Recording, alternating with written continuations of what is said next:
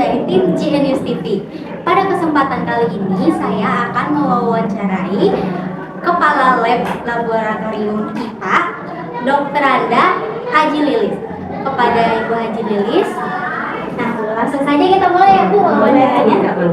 Jadi Bu, sudah berapa lama Ibu ditugaskan menjadi Kepala Lab IPA? 2 tahun terakhir nih, dari tahun 2022 2023. Cukup lumayan. Nah, selanjutnya, bagaimana sih Bu antusias anak-anak bila belajar di laboratorium? Alhamdulillah ya, anak-anak sih memang semangat kalau misalkan belajar di lab IPA, karena kita tahu sendiri bahwa yang namanya kita lab berarti kan anak ingin praktek dan keingintahuan mereka untuk menemukan sesuatu itu lebih antusias, lebih senang, kemudian lebih kreatif dan lebih enjoy. Benar-benar mereka menikmati apabila mereka dibawa ke lab, dan utama yang lab IPA ya, mungkin lab yang lain juga sama kalau menurut Ibu. Kalau untuk alat-alat peraga, apa saja Bu yang tersedia di lab IPA? Banyak sih ya, banyak yang memang sudah tersedia di sana, baik itu alat-alat kimia, alat fisika maupun berbentuk carta dan lain sebagainya. Yang walaupun memang sih ada kekurangan ya, beberapa, tapi insya Allah masih bisa kita pergunakan. Kalau memang kita memerlukan bisa diganti dengan alat yang lain, kita mempergunakan alat yang lebih sederhana, dibantu dengan anak-anak membawa sendiri ataupun kita menyediakan, membantu untuk menyediakan bagi kebutuhan praktek IPA di lab. Nah, untuk pertanyaan terakhir Bu, apa usulan dan saran Ibu untuk kemajuan laboratorium IPA sendiri Bu? Menurut Ibu sih kayaknya lebih di ini aja ya, alat laboratoriumnya. Jadi walaupun memang ada alat laboratorium di MTS kita, tapi belum memadai untuk dikatakan laboratorium, karena terutama untuk biologi ya, karena untuk biologi itu adalah memerlukan alat yang lebih lengkap, kemudian juga memerlukan sarana seperti tempat pembuangan air dan lain sebagainya juga yang memadai, dan belum terpisah seperti ini loh untuk fisika, ini untuk praktek kimia, dan ini untuk biologi. Jadi belum bisa dikatakan secara sempurna. Jadi lebih yang pertama sarananya harus lebih ditambah lagi.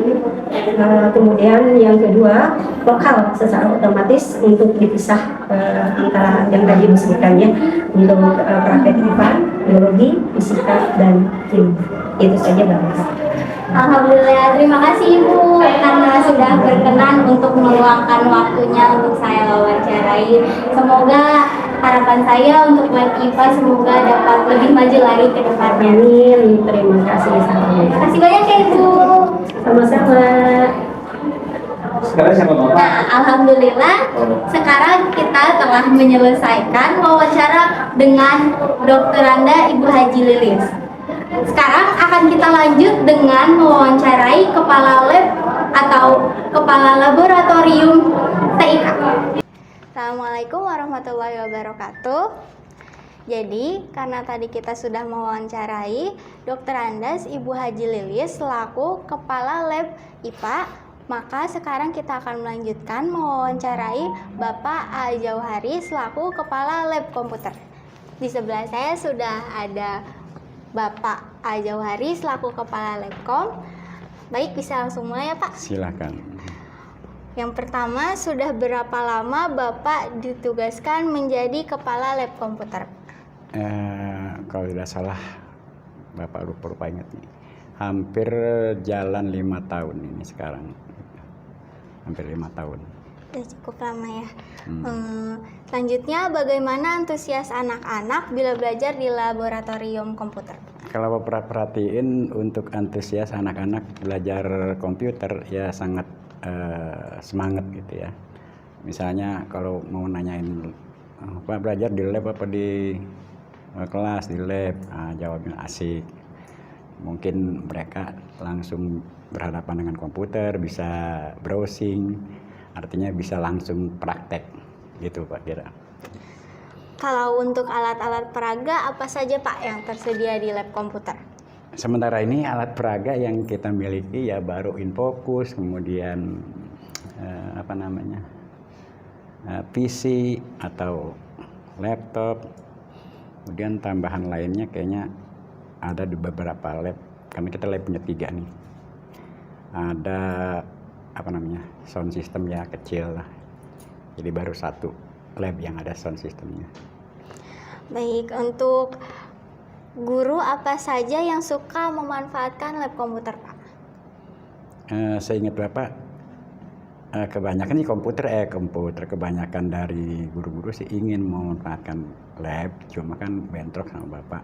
Tapi kadang-kadang Bapak juga suka ngalah dengan guru IPA, kemudian guru IPS pernah juga, guru bahasa Arab, guru PPKN. Jadi tergantung jadwal. Kalau bentrok dengan Bapak nggak bisa. Tapi kalau misalnya nggak bentrok ya dia bisa masuk untuk browsing dan lain-lain. Kalau untuk kendala atau hambatan anak-anak belajar di lab komputer apa aja tuh Pak?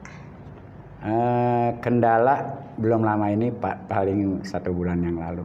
Yang sering kendala itu setrum ya, setrum suka turun naik itu paling sering. Kalau ini turun, Bapak harus turun ngidupin. Jadi, kemudian jaringan, kadang-kadang jaringan suka mati gitu. Suka low itunya